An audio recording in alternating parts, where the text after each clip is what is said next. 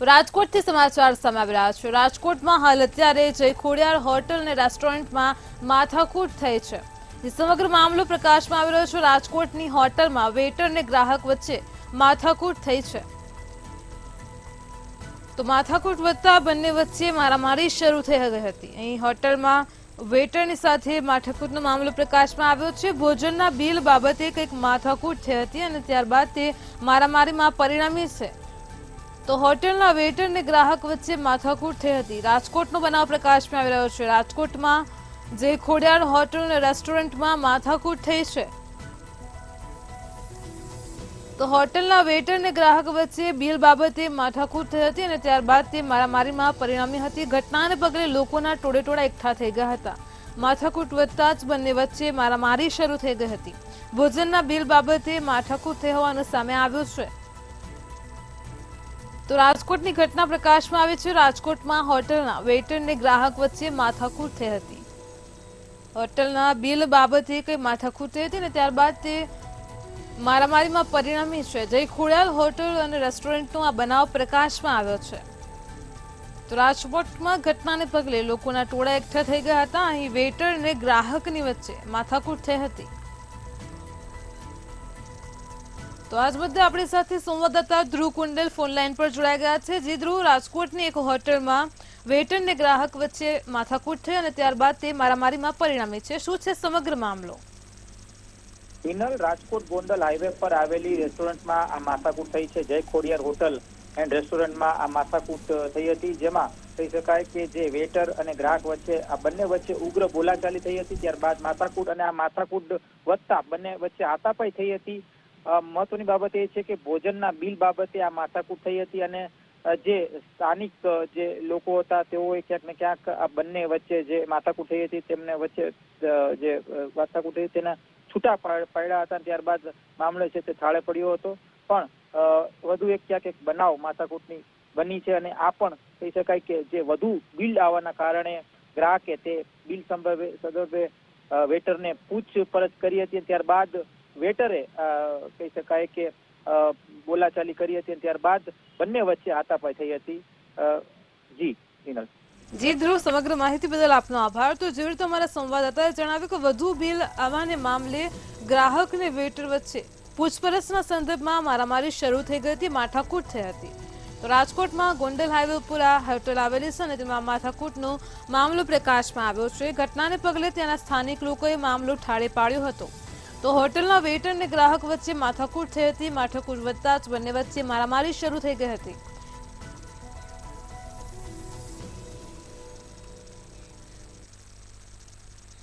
દેશના વડાપ્રધાન નરેન્દ્ર મોદીએ વિશ્વ પર્યાવરણ દિવસ નિમિત્તે માતાના નામે એક વૃક્ષ વાવીને સમગ્ર ભારતમાં એક પેડ માં કે નામ અભિયાનનો શુભારંભ કરાવ્યો હતો। ત્યારે ગુજરાતમાં અત્યાર સુધી આ અભિયાન હેઠળ 6.55 કરોડથી વધુ રોપાઓનું વાવેતર પણ કરવાનું આવ્યું હોવાનો દાવો કરાઈ રહ્યો છે।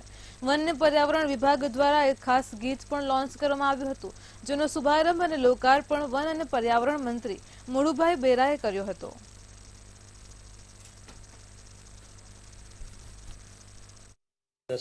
મોદી સાહેબે આ ઋણ ચૂકવવા આ વર્ષે વિશ્વ પર્યાવરણ દિવસે એક વૃક્ષ માતાના નામ પર એક પેડ માં કે નામ વાવીને અભિયાનની શરૂઆત કરાવી અને લોકોને વૃક્ષ સાથે માતા સાથે જે લાગણીના સંબંધો છે તેવા સ્નેહના તંતુઓ સાથે બાંધવાનો એક અનોખો પ્રયાસ કર્યો છે। રાજ્યની પોલીસ દ્વારા એટ્રોસિટી એક્ટના અમલ બાબતે ઉદાસીનતા દાખવવામાં આવતી હોવાની ફરિયાદ કરવામાં આવી છે। આ બાબતે વિરોધ પ્રદર્શન કરીને ગાંધીનગર ડીજીપી કચેરીએ રાષ્ટ્રીય દલિત અધિકાર મંચ અને અન્ય સંગઠનો દ્વારા ઉગ્ર દેખાવો કર્યા હતા। તેમજ પોલીસ વડા વિકાસ સહાયને આવેદનપત્ર આપી વિરોધ પ્રદર્શન કરવામાં આવ્યું હતું। અહીંયા અર્ણેશ કુમારના જજમેન્ટનું અર્થઘટન કરે છે, જેનો વિરોધ કરતા હોવાનો આક્ષેપ કરાયો હતો।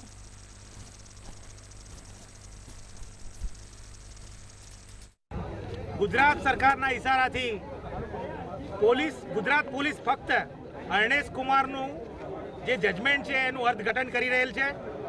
તમામ જિલ્લાઓની અંદર એટ્રોસિટીના જ્યાં જ્યાં બનાવો બને છે, જ્યાં કોઈને મૂછ રાખવા માટેનો બનાવ હોય, કોઈને મારી નાખવાનો બનાવ હોય, આ બધા દલિતો પર અત્યાચાર થતા આવ્યા છે અને આવા અત્યાચારોની સામે પોલીસ તંત્રએ સરકારના ઈશારાથી, ખાસ કહું તો ભાજપ સરકારના ઈશારાથી આખી એટ્રોસિટી એક્ટનો અમલ તોડી નાખ્યો છે. સુરતમાં સારોલી કડોદરા રસ્તા પરના મેટ્રો બ્રિજના સ્પાનના નમી ગયા હોવાનું સામે આવ્યું હતું. હાલ મેટ્રો ટ્રેન માટેની કામગીરી ચાલી રહી છે અને તે દરમિયાન મોટી ઘટના થવાની શક્યતા પણ સેવાઈ રહી છે. હાલમાં સારોલીથી કડોદરા તરફનો રસ્તો બંધ કરી દેવાયો છે. 2 થી 3 કિલોમીટરનો લાંબો ટ્રાફિક જામ થયો હતો. મેટ્રોનો જે સ્પાન મૂકવામાં આવ્યો છે તે સ્પાનમાં ગાબડા પડી ગયા છે, જેને લઈને આખું તંત્ર દોડતું થઈ ગયું છે.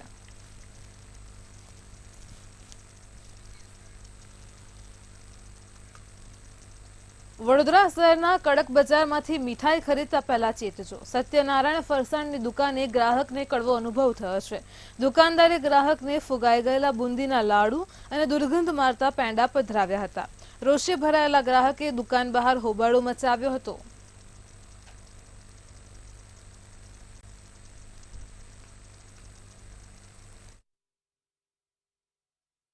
મીઠાઈ અહીંથી લીધી તો મીઠાઈ અતિશય દુર્ગંધવાળી છે. અહીંયા આવીને જોતા તો લાડવા પર બી ફૂગ લાગેલી છે, બીજી મીઠાઈઓ પર બી ખરાબ છે અને અહીંયા ફૂડ સેફ્ટીનું કોઈ ધ્યાન રાખેલું નહીં.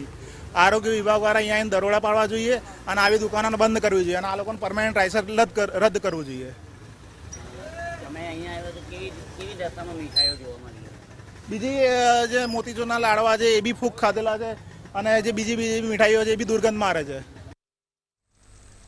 સૌરાષ્ટ્ર યુનિવર્સિટીની 1542 ચોરસ મીટરની જમીન લાડાણી બિલ્ડરને આપી દેવાનો મામલે સૌરાષ્ટ્ર યુનિવર્સિટીની મહત્વપૂર્ણ બેઠકમાં વિવાદ સર્જાયો હતો. આ બેઠકને લઈને સૌરાષ્ટ્ર યુનિવર્સિટીના ઇન્ચાર્જ કુલપતિ ડોક્ટર કમલ ડોડિયા દ્વારા જણાવવામાં આવ્યું હતું કે સૌરાષ્ટ્ર યુનિવર્સિટી દ્વારા જમીનની માપણી કરવામાં આવી છે. જે વિવાદ થયો છે તે પછીના બધા જ પુરાવાઓ એકત્ર કરાયા છે. હવે 1-2 દિવસમાં જ મ્યુનિસિપલ કમિશનર દ્વારા જવાબ આપવામાં આવશે.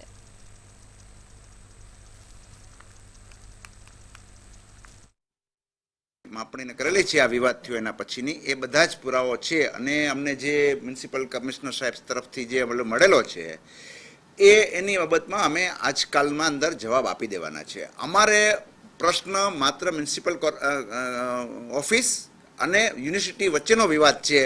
અમારે જે બાબત છે એ અમે મ્યુનિસિપાલિટીને જે પત્રના એ વહેલામાં વહેલો જવાબ આપી જ દેશું અને એના પછી જે જવાબ આવશે એના ઉપરથી અમે આગળ પર વિચાર કરશું. રાજકોટ શહેરની ભાગોળે કુવાડવા રોડ પર આવેલ ફાંડગન ગામેથી બોગસ તબીબ ઝડપાયો છે. છેલ્લા 1 વર્ષથી ડોક્ટર બનીને લોકોની દવા કરતો હતો.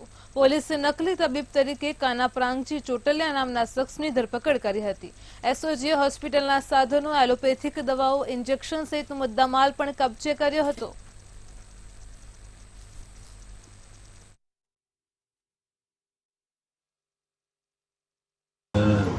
તેઓને ત્યાં તપાસ કરતા આ સદરી ઇસમ મળી આવેલ અને જે પૂછપરછ કરતા તેની પાસે તબીબી પ્રેક્ટિસનું કોઈ સર્ટિફિકેટ મળી આવેલ નહીં, જેના આધારે એસઓજી પોલીસ ઇન્સ્પેક્ટર શ્રીએ ફરિયાદ આપી કુવાડવા રોડ પોલીસ સ્ટેશનમાં ગુનો દાખલ કરાવી આગળની તપાસ કુવાડવા રોડ પોલીસ કરી રહી છે. જૂનાગઢમાં માળિયા હાટીના તાલુકા પંચાયતના પ્રમુખ તરીકે ભાવનાબેન સિસોદિયાને ફરી વખત બિનહરીફ પ્રમુખ તરીકે વરણી કરવામાં આવી છે. માળિયા હાટીના તાલુકામાં થોડા સમય પહેલા જ તાલુકા પંચાયતના પ્રમુખ તરીકે નૈનાબેન લાડાણી હતા, જેની સામે તાલુકા પંચાયતના સભ્યો દ્વારા અવિશ્વાસની દરખાસ્ત મૂકવામાં આવી હતી. દિલીપસિંહ સિસોદિયાએ કહ્યું છે કે તાલુકાના વિકાસના અટકેલા કામો પૂર્ણ કરીશું. તાલુકા પંચાયતના પ્રમુખ તરીકે ભાવનાબેન નરેન્દ્રભાઈ ઉર્ફે દિલીપભાઈ સિસોદિયાજી ત્રીજી વખત તાલુકા પંચાયતના પ્રમુખ તરીકે વરણી કરવામાં આવેલ છે અને આ પહેલાં પણ પૂર્વ તાલુકા પંચાયતના પ્રમુખ રહી ચૂકેલા છે. આ તાલુકાના અનેક વિકાસના કામો કરેલા છે અને ભવિષ્યમાં પણ આ વિકાસના કામો અધૂરા છે એ પૂર્ણ કરશે. આભાર માનું છું કે આ તાલુકાની મને ત્રીજી વખત સેવા કરવાની તક આપી છે એ બધાનો આભાર માનું છું. અને તાલુકાના નાના મોટા જે કંઈ પ્રશ્ન પડતર છે કે પેન્ડિંગ છે, જેની તાલુકા પંચાયતના તમામ સદસ્યો સાથે મળી અને આ તાલુકાનો વિવેક બનતો કેવી રીતે બને એના માટેના પૂરા પ્રયાસો. જૂનાગઢમાં ઝાંઝરડા ટીપી સ્કીમ નંબર 5 અને 7 ને લઈને વિરોધ ઉઠ્યો છે. ટીપી સ્કીમ રદ કરવા ભારતીય કિસાન સંઘ અને ખેડૂતો દ્વારા અનેકવાર રજૂઆત કરવામાં આવી હતી. ત્યારે વધુ એકવાર ભારતીય કિસાન સંઘના નેજા હેઠળ મુખ્યમંત્રીના ઉદ્દેશીને આવેદનપત્ર આપીને રજૂઆત કરવામાં આવી છે. ટાઉન પ્લાનિંગ અધિકારીની મિલકતોની તપાસણી કરવામાં આવી છે અને સાથે જ ટીપી સ્કીમ 5 અને 7 રદ કરવામાં આવે તેવી માંગ પણ કરાઈ છે.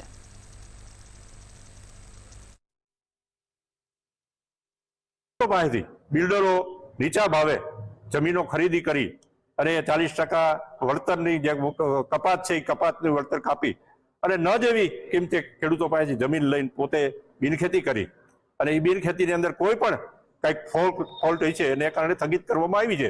એટલે નિયમ વિરુદ્ધની કાર્યવાહી થઈ હોય તો એ સ્થગિત કરવામાં આવી છે. તો એ સરકાર એને કેન્સલ કરે તો એમાં ખેડૂતોને કાંઈ નુકસાન જાય એમ નથી. એટલે અમારી માગણી છે કે અમારી તો જે ટીપી યોજના છે એ રદ થવી જોઈએ. ગુજરાતમાં ફેક પ્રોફાઇલ, ફેસબુક આઈડી સહિતની નકલી ઓળખ બનાવીને નાગરિકોના ખિસ્સાઓ પર લૂંટ ચલાવવામાં આવી રહી છે. ત્યારે ગુજરાતના માનનીય ગૃહમંત્રી પણ આમાંથી બાકાત નહીં રહી શક્યા. સાયબર ગઠિયાઓ એટલા છાટકા બન્યા છે કે તેમણે ગુજરાતના ગૃહમંત્રીનું પણ નકલી એકાઉન્ટ બનાવી દીધું છે. સુરતના કમિશનરનું પણ નકલી એકાઉન્ટ પણ બનાવવામાં આવ્યું હતું. આ જ દર્શાવે છે કે ગુજરાતના નાગરિકોને સાયબર સુરક્ષા આપવામાં ભાજપ સરકાર સદંતર રીતે નિષ્ફળ નીવડી છે. તો કોંગ્રેસ પ્રવક્તા હિરેન બેંકરે સાયબર છેતરપિંડીના આંકડા પણ જાહેર કર્યા હતા. સાયબર છેતરપિંડીના ગુનાઓમાં ગુજરાત સમગ્ર દેશમાં 3જા ક્રમાંકે આવ્યું છે. જે પ્રકારે આંકડા સરકારના જોઈએ તેમાં વર્ષ 2023માં જ 1,21,701 જેટલી આર્થિક છેતરપિંડી એટલે કે સાયબર ક્રાઇમની ગુનાઓ એ ગુજરાતમાં નોંધાયા છે. જેના કારણે ગુજરાતીઓના 650 કરોડ રૂપિયા લૂંટાઈ ગયા છે. દિલ્હીમાં ભારે વરસાદના કારણે પાણી ભરાવાની સમસ્યા સર્જાઈ હતી. આ વરસાદી પાણીના લીધે ટ્યુશનમાં ભણતા 3 વિદ્યાર્થીઓના મોત થયા હતા. અમદાવાદ શહેરમાં પણ હજારો ટ્યુશન ક્લાસીસ આવેલા છે, જેમાં ભણતા બાળકોની સુરક્ષાને પણ કોચિંગ ક્લાસીસ સંચાલકો નજરઅંદાજ કરતા હોય છે. આવા જ ક્લાસીસ પર મંતવ્ય ન્યૂઝે રિયાલિટી ચેક હાથ ધર્યું હતું.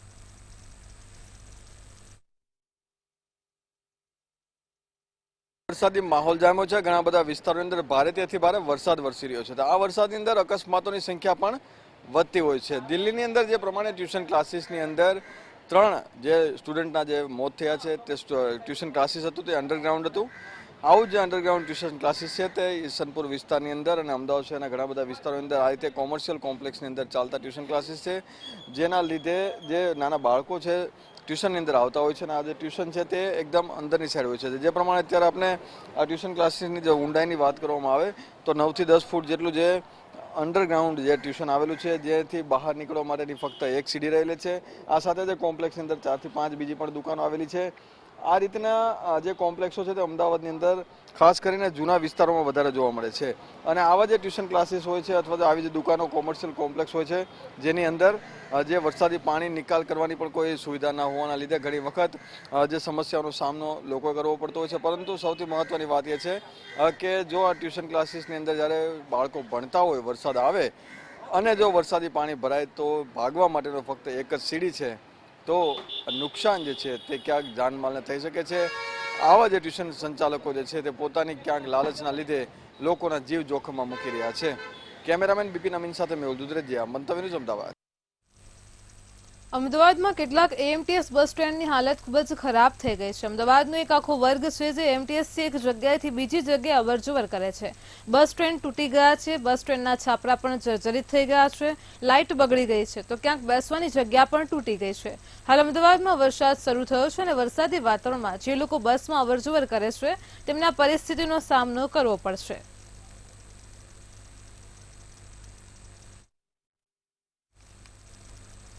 વડોદરામાં દેસરના સિંહોરા ગામે પસાર થતી કરડ નદી ઉપર 24 કરોડના ખર્ચે બનાવેલ નવીન પુલ ઉદ્ઘાટન પહેલા તિરાડો અને ખાડા પડી ચૂક્યા છે. નવીન પુલની કામગીરીમાં ભારે ભ્રષ્ટાચાર થયો હોવાનું સામે આવ્યું છે અને બેદરકારી પણ સામે આવી છે. લોકોમાં હાલ અત્યારે ભારે રોષ જોવા મળી રહ્યો છે. રોજના હજારો ભારદારી વાહનો આ રસ્તા પરથી પસાર થાય છે, ત્યારે લોકોમાં પુલની ગુણવત્તા મુદ્દે સવાલો ઊભા થયા છે. ભ્રષ્ટાચાર મુદ્દે લેખિતમાં મુખ્યમંત્રીને રજૂઆત કરી જવાબદાર લોકો સામે કડક પગલાં લેવાની લોકો માંગ કરી રહ્યા છે. સાવલી ડેસર તાલુકાની અંદર જે નવનિર્મિત બ્રિજ બનાવવામાં આવ્યો છે, જે સાવલી તાલુકા અને ડેસરની રસ્તાઓને જોડે છે. મુખ્ય માર્ગ કહેવામાં આવે, ધોરીમાર્ગ કહેવામાં આવે, તેમાં 24 કરોડથી પણ વધારે માતબર રકમ સરકાર દ્વારા ફાળવવામાં આવી છે. પરંતુ આ બ્રિજ અવારનવાર કંઈક ને કંઈક વાતને લીધે આ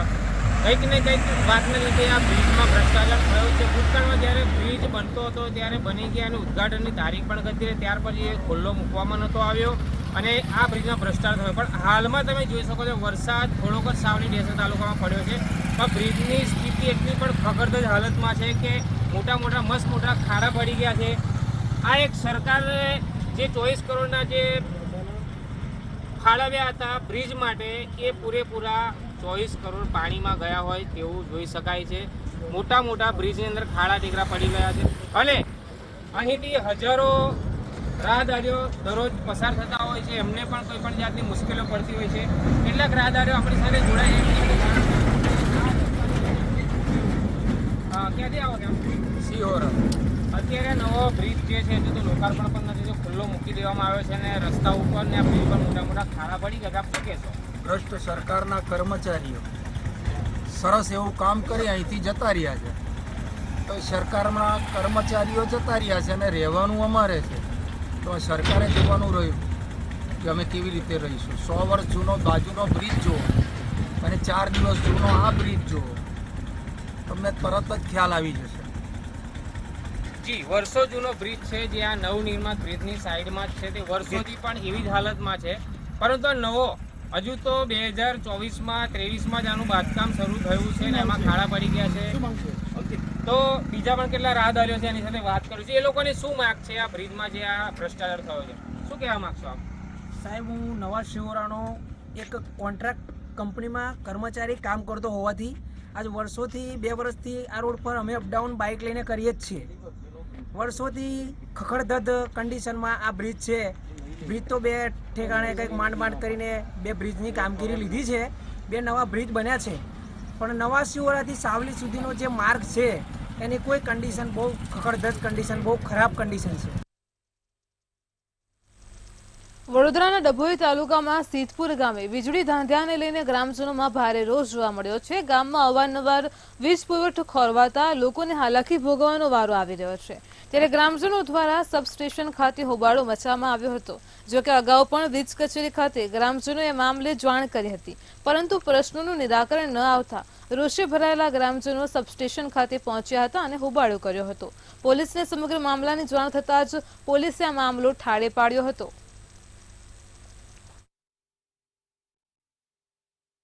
આ સબસ્ટેશન જ્યારથી બનાવ્યું છે ત્યારે પહેલાં અમને આવું કીધું હતું કે અહીં સબસ્ટેશન બનશે તો તમારા ગામમાં લાઇટો ના જાય, તમને સેપરેટ લાઇટ મળશે.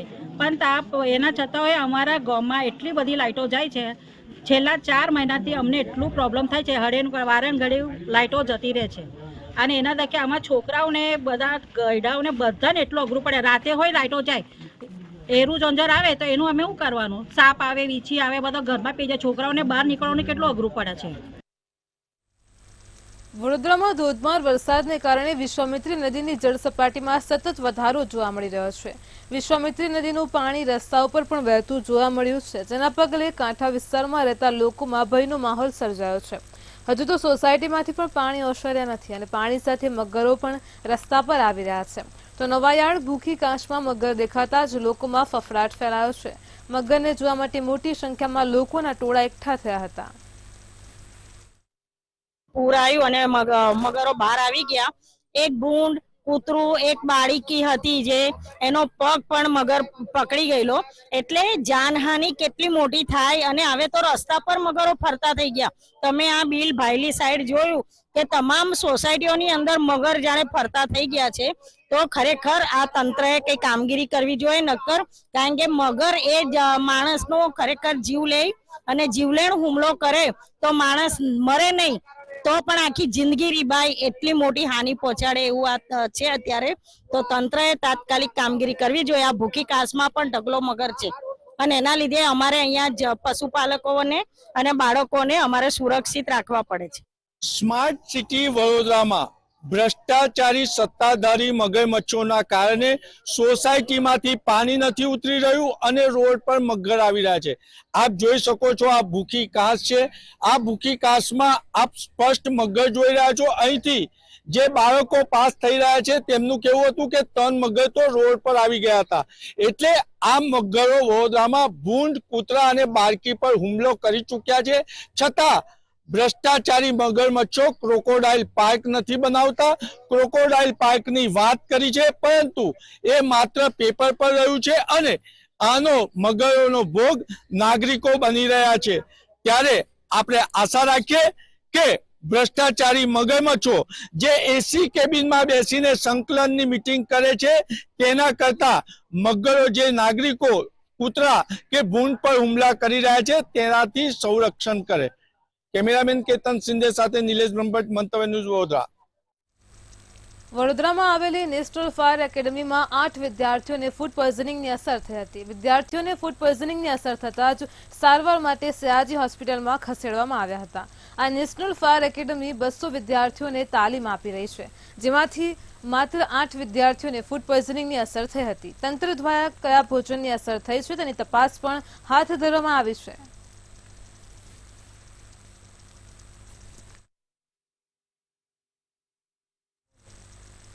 વડોદરામાં ભૂવાના કારણે લોકો પરેશાન થઈ રહ્યા છે. તો વડોદરામાં ધોધમાર વરસાદ બાદ રોડ ઉપર ભૂવા પણ જોવા મળી રહ્યા છે. શહેરના અલગ અલગ વિસ્તારોમાં મસમોટા ભૂવા પડ્યા છે, જેમાં નટરાજ ટાઉનશીપ, અકોટા, મોટનાથ મહાદેવ, હરણી, નવાયાર્ડમાં પણ ભૂવા પડતા વડોદરા મનપા માટે ચિંતાનો વિષય બન્યો છે. ત્યારે જ્યાં ભૂવો પડ્યો છે તે સ્થળે કમિશનરે મુલાકાત કરી હતી.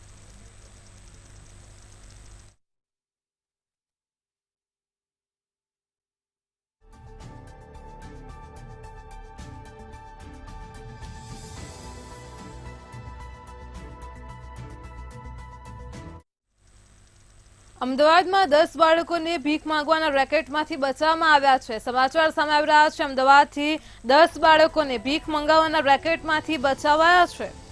તો અમદાવાદમાં બાળકોને તબીબી તપાસ માટે દાખલ કરવામાં આવ્યા છે. સમાચાર સામે આવી રહ્યા છે. અમદાવાદથી કસ્ટોડિયન અને વચેટિયા સામે કેસ નોંધાયો છે.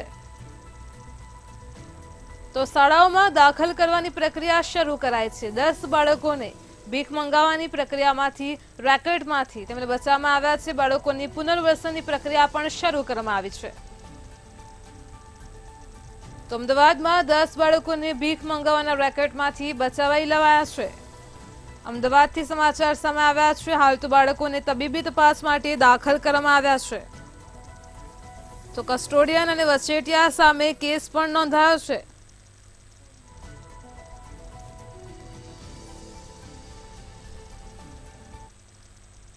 રાજકોટમાં ઉપલેટાના ગ્રામ્ય વિસ્તારોમાં 12 ઇંચથી 17 ઇંચ જેટલો વરસાદ વરસ્યો હતો. વરસાદી પાણી ઓસરતા જ ખેતરમાં તારાજીના દ્રશ્યો પણ સામે આવ્યા હતા. જ્યારે સમધિયાણા ગામના ખેતરમાં પુષ્કળ પ્રમાણમાં ધોવાણ થયું હતું. ખેડૂતોએ વાવેલ કપાસ, મગફળી, સોયાબીન, એરંડા, મકાઈ, જુવાર સહિતના પાકોનું ધોવાણ થયું છે. તો ખેડૂતોએ 1 વીઘા દીઠ 12 થી 15 હજારનો ખર્ચ કર્યો હતો. અને ત્યારે હવે અતિવૃષ્ટિને કારણે ખેડૂત આગેવાનોએ સરકાર સમક્ષ સહાય ચૂકવવાની માંગ કરી છે.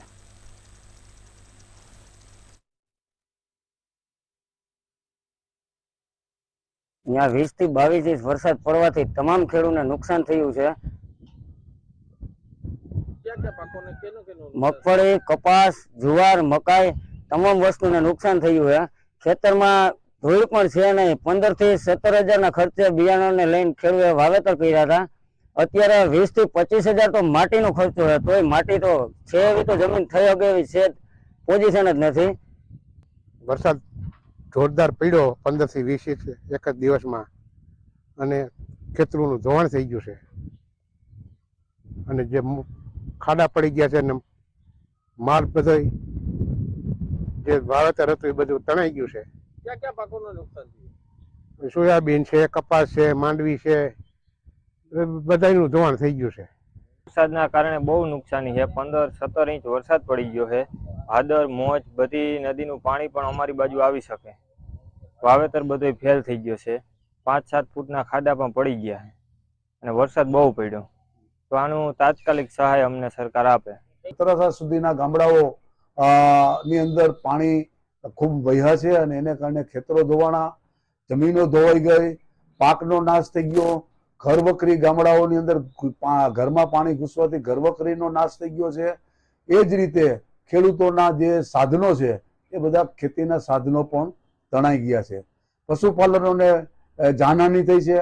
આ બધી ભારે નુકસાની અંગે સરકાર સર્વેની વાતો કરે છે, પરંતુ અમારી ખેડૂતોની માંગ છે કે તમે આ નુકસાની અંગે તાત્કાલિક કેબિનેટ મીટિંગ બોલાવી અને તમે એનું પેકેજ જાહેર કરો. અમદાવાદના પ્રહલાદનગરમાં સ્થાનિકોએ મીટરનો વિરોધ કર્યો હતો અને આ મીટર સ્માર્ટ મીટર હોવાથી લાઇટ બિલ વધુ આવી શકે છે તેવી લોકોને આશંકા છે. તો ટોરેન્ટ પાવર દ્વારા આ મીટર બદલવાની કામગીરી પણ હાથ ધરવામાં આવી હતી. લોકોને જાણ કર્યા વગર જ મીટર બદલવામાં આવતા હોવાનો લોકોએ આક્ષેપ પણ કર્યો છે. પ્રહલાદનગર વિસ્તારમાં એક જ ગરીબ આવાસ છે, કૃષ્ણદા મોવડાના મકાન, બરાબર ને? ત્યાં આગળ મેં પ્રશ્ન કર્યો હતો કે ભાઈ કૃષ્ણદા મોવડાની આજુબાજુમાં અસંખ્ય પ્રકારના બંગલાઓ આવેલા, હાઈરાઇઝ બિલ્ડિંગ આવેલી, કોમર્શિયલ કોમ્પ્લેક્સ આવેલા, જ્યાં મોટા મોટા કરોડપતિ લોકો ધંધો બિઝનેસ કરે છે, રહે છે, બરાબર ને? તો તમે આ સ્માર્ટ મીટરની શરૂઆત ત્યાંથી કરો. આ ગરીબ લોકો જે રોજનું રોજ કમાઈને ખાય છે એના માટે ક્યાં તમે સ્માર્ટ મીટર નાખો છો, બરાબર ને? પણ અધિકારીને કહેવું હતું કે ભાઈ આ સ્માર્ટ મીટર નથી, આ ફક્ત જ પેલા રિચાર્જના છે ને, એ રિચાર્જ નથી, આમાં ડાયરેક્ટ તમારે બિલ આવશે કે. એટલે હાલ પૂરતી કાર્યવાહી રોકી છે અને કાર્યવાહી રોકીને અત્યારે એવું કીધું કે ભાઈ 1 મહિનો તમે જવા દો, જે બી બિલ આવતું આવવા દો, એના પછી અમે તેમાં આગળ કાર્યવાહી કરજો.